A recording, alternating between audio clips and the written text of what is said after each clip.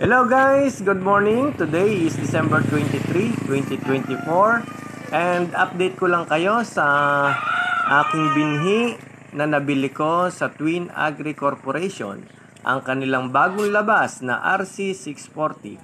Ang binhing ito ay may maturity date na 110 days at 18 kilograms.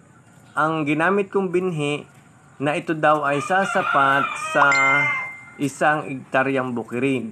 Pero mas pinili ko na dito siya itanim sa 8,000 square meter para magkasya ang napili kong binhi. Based on my observation, maganda naman ang punla niya. Ito ay ipinunla ko noong November 30 at pinagulang ko siya ng 23 days.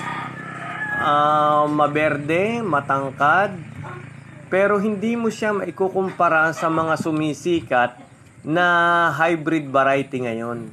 Kaya kung itatalok mo ito ng isa-isa, magiging hindi maganda ang kalalabasan. Kaya nag-decide ako na itanim siya sa 2 to 3 na baslay. Kasi kung ang gagamitin natin dito, yung SRI na method na magtatanim tayo isa-isa, ay mukhang hindi maganda ang kanyang kalalabasan.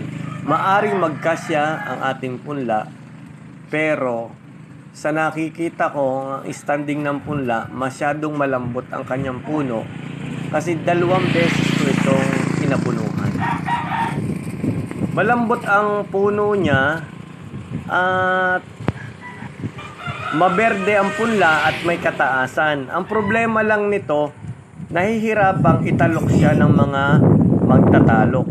Kaya ang sabi, mas maganda raw kung pinuputulan. Kaya yan, mapapansin nyo, pinuputulan nila ang punla.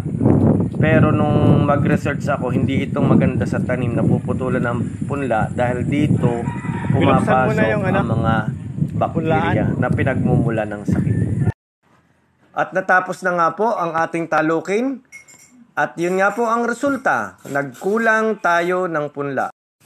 Kinulang tayo ng 100 pieces na punla. Sa madalit salita, ang nataniman lamang ng RC640 na binhi ay 7,000 square meter.